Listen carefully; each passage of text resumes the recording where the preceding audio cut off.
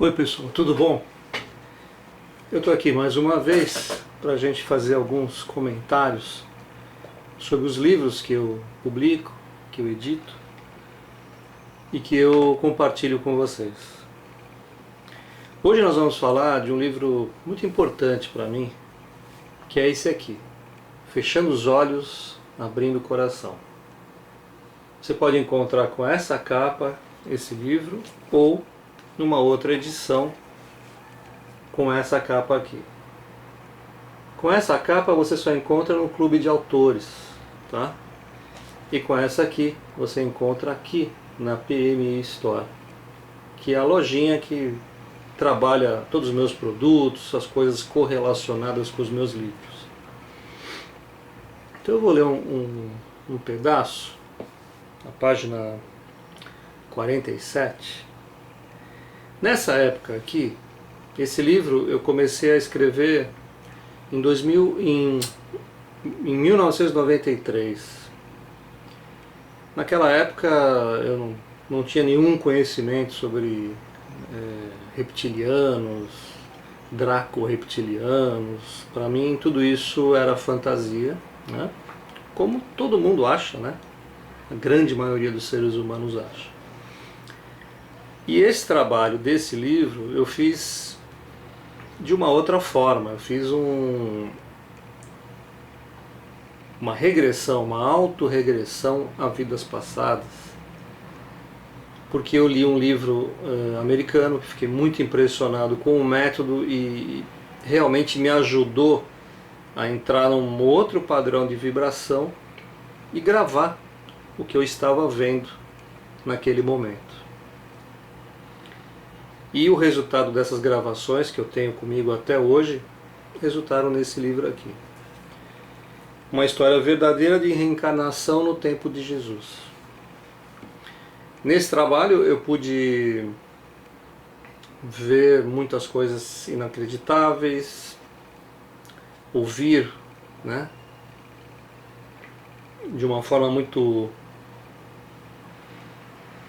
clara tudo que era dito ali. Vejam só esse pedaço. Estar diante da escuridão seria o próximo desafio de Jesus. O Rei dos Homens, em poucos minutos, estaria defronte de uma força oculta no seio da floresta. O mal floresceu ali entre plantas nativas, sob o mesmo céu em que o iluminado caminhava. Jesus não pressentiu esse encontro, e se tivessem lhe contado o que viu com os próprios olhos, jamais acreditaria. Desta vez, não estava tão cansado como quando se flagrou com um enorme lobo negro. Ao contrário, parecia vitalizado o bastante para enfrentar qualquer desafio. Foi caminhando que se deparou com algo que lhe pareceu humano jogado no chão seco. Ajoelhou-se e com a certeza de que estava diante de um crime, aproximou-se da mão e do antebraço, totalmente separados do corpo de uma criança.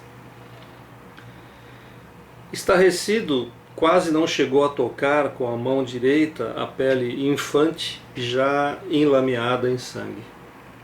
Conseguiu deduzir que talvez uma fera tivesse atacado alguma aldeia e roubado uma criança pequena de no máximo 2, 3 anos. Tentou imaginar qual animal teria cometido tal atrocidade contra uma vida humana e, bem, sem atinar no que realmente fazer, tentou enterrar numa cova rasa o pedaço do braço trucidado. Ali mesmo ele fez uma oração àquela criança perdida e pediu aos céus que não a abandonassem e que tivesse sido recebido pelos anjos do reino de Deus. Ó Senhor meu Pai, Senhor dos desvalidos, Senhor de todas as causas, Senhor das crianças que se perderam pelo mundo. Ó meu Pai, Não abandone essa alma que correu do meu mundo e foi para o seu.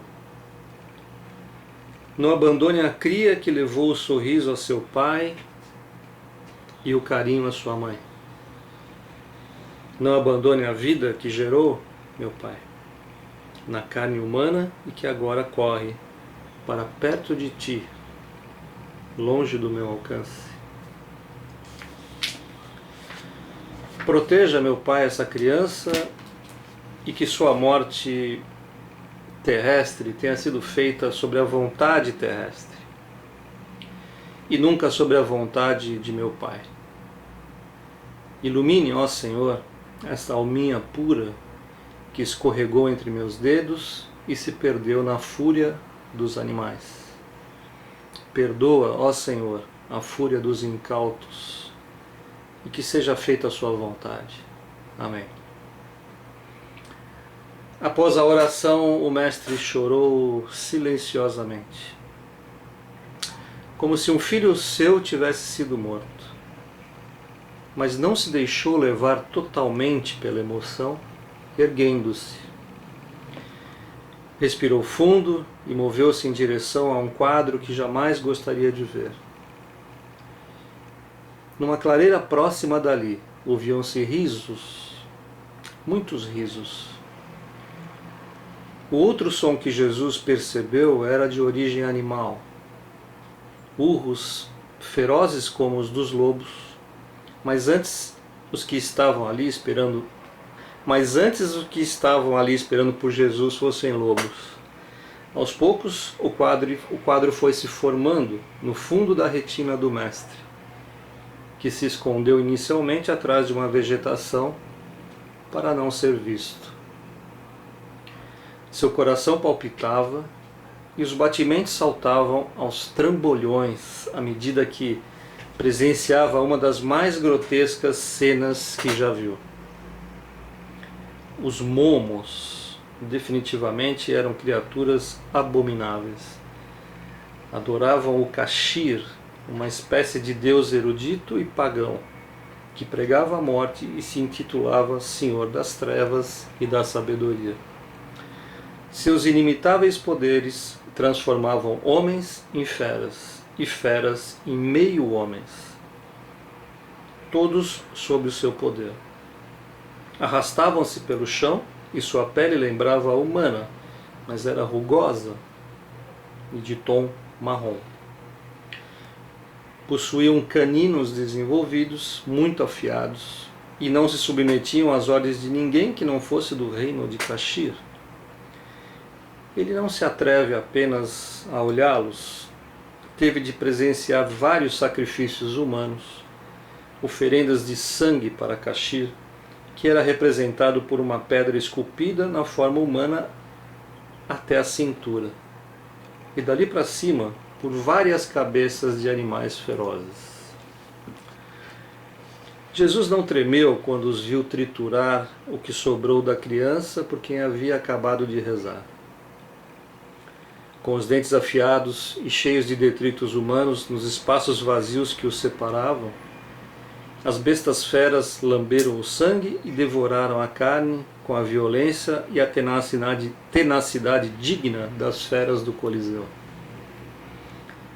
Ao tomar a decisão, a princípio estapafúrdia, de se aproximar daquele exército sanguinário e voraz, Jesus surpreendeu mais uma vez. Não sabia explicar o que o levou a tomar uma atitude tão aparentemente grosseira e estúpida. A única explicação que encontro é a velha e boa vontade de ser Deus. O Deus dentro dele às vezes tomava proporções indescritíveis e parecia não estar muito preocupado com as baboseiras que cercam o ser humano comum, o pobre mortal. Ele não pensou em segurança, não teve medo.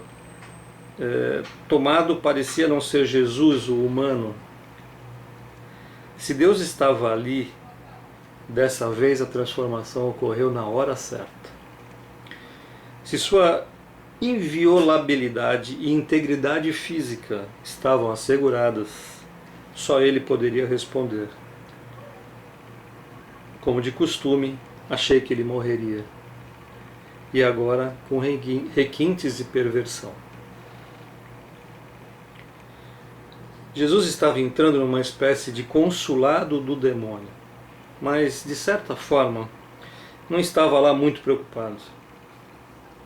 Por que ter medo do demônio se afinal sou filho de Deus?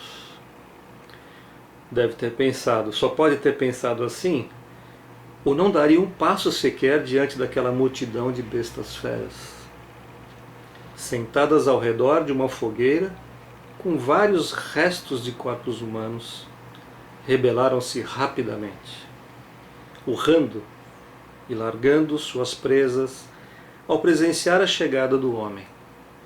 Os olhos amarelados dos momos não deixavam nenhuma dúvida ao mestre de que estava diante de uma facção do reino demoníaco. Jesus interrompeu o banquete e surgiu como uma aparição no meio do sangue. Muito calmo, muito firme, disse as seguintes palavras: Acalma, povo de Satanás. Acalma, filhos das trevas. Não ousem me atacar como a um humano, porque não sou humano, mas também não sou um filho das trevas como vocês.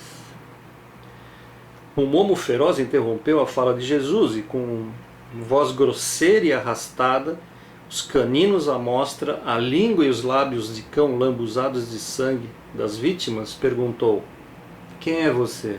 O que vai morrer? E todos explodiram em gargalhadas horripilantes.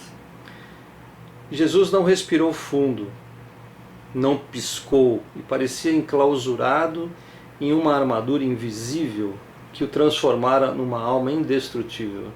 A meu ver, o corpo de Jesus estava tomado por uma força estranha, que lhe tirou o ar juvenil e doce e cedeu lugar a uma expressão séria e penetrante, justiceira. O guerreiro se manifestava na voz do Filho de Deus. Eu sou Jesus, o filho que Satanás não teve e nunca terá. Eu sou a luz, a vida, o motivo de estarmos todos aqui.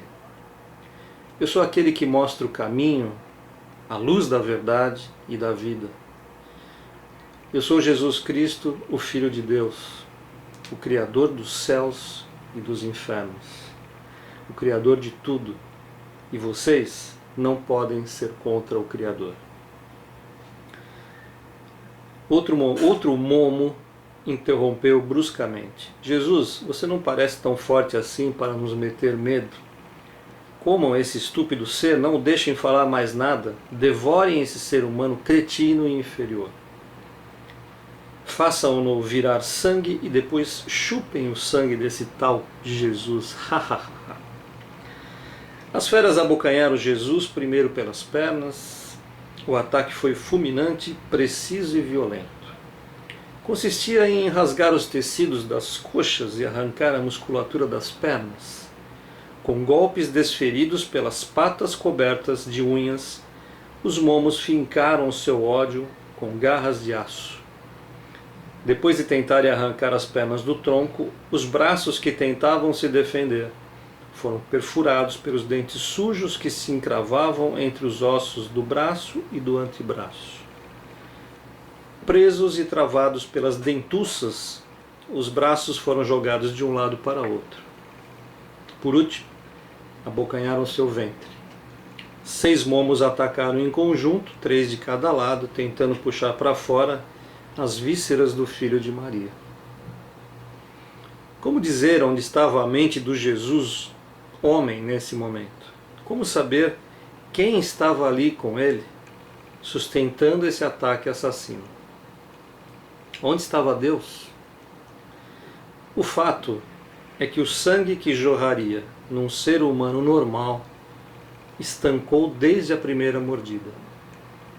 Apesar de todos os ataques e mordidas de que foi vítima, apesar de todos os ataques, nenhuma gota de sangue se apresentou na superfície de sua pele. As presas afiadas não conseguiram rasgar 1 centímetro sequer do tecido maleável e indolor em que se transformou o corpo de Jesus. Parecia não ter ossos, nem pele, nem músculos, nem nada. Os momos afastaram-se rapidamente, depois de constatar a inviolabilidade do Mestre. As suas roupas continuavam brancas e seus olhos, que ficaram fechados durante o ataque, abriram-se lentamente. Suas mãos, com as palmas voltadas para cima durante todo o tempo, voltaram-se para perto do corpo, como quem recebe e agradece uma bênção.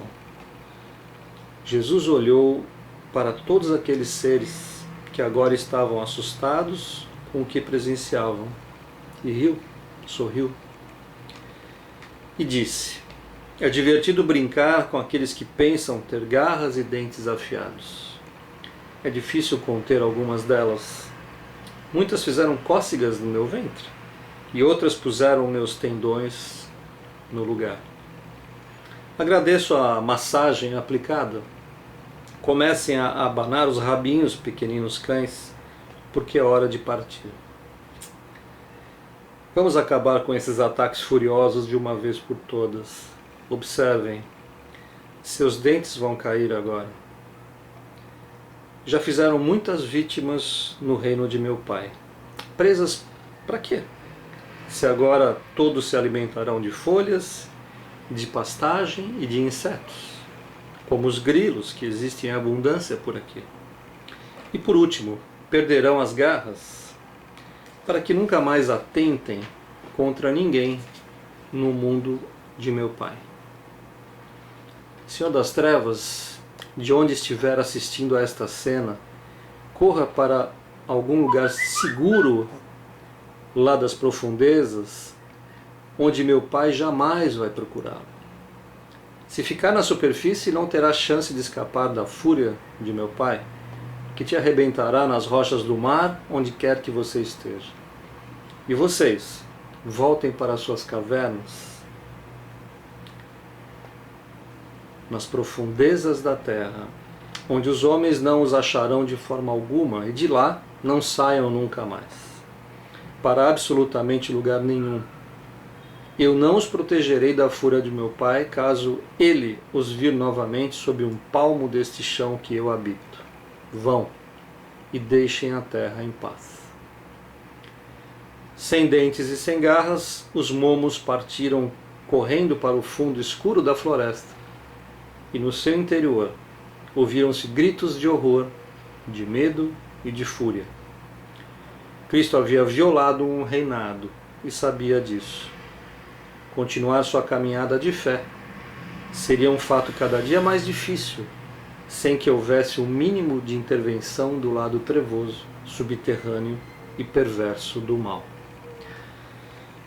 Bom, meus amigos, esse livro eu comecei a escrever em 93, através de regressões diárias que eu fazia. Eu ia para um outro plano e conseguia essas informações. E aqui é uma descrição de uma das minhas vidas passadas, onde eu era Jonas, o ferreiro de Jerusalém, e eu vi estas cenas através das regressões, como muitas outras. Tudo indica aqui nessa passagem que claro que não está em nenhuma Bíblia, em nenhum livro fechado, né, livros manipulados, mas mostra um Jesus enfrentando o que ele chamou, o que Jonas chamou de momos, e que para mim, hoje, com um pouco mais de conhecimento sobre tudo o que acontece nesse mundo, a gente percebe que com certeza eles estão falando de seres muito próximos ao que nós chamamos de reptilianos, né? Ele fala do tom da pele amarronzada, com dentes protuberantes, ele chama de cães naquela época, mas não sabemos. Os olhos amarelos, enfim. Tradicionalmente parece um demônio, né? Tanto é que ele se refere a Satanás. Então, esse livro mostra um Jesus diferenciado, né? Um Jesus mais próximo de nós, porque mostra alguém que esteve entre nós e que teve que enfrentar o mal.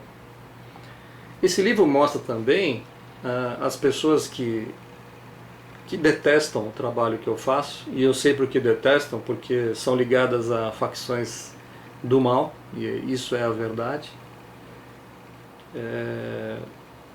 Que eu sempre falei de Jesus no meu trabalho. Então, um livro que foi editado em 2006, que começou a ser escrito em 1993. Então, tá aqui. Você pode ler. Se você não curte o trabalho sobre os ETs, sobre os uranianos, sobre seres de fora, curta esse cara aqui. Porque esse cara foi um ser que esteve entre nós, que enfrentou o mal, independente da religião que você seja, porque religião não conta aqui nesse momento. Essa é uma história que eu vivi em uma das minhas vidas passadas e que eu trouxe para cá. É isso. Por enquanto é isso. Pensem sobre o assunto. A gente volta outro dia, tá bom? Tchau. Obrigado.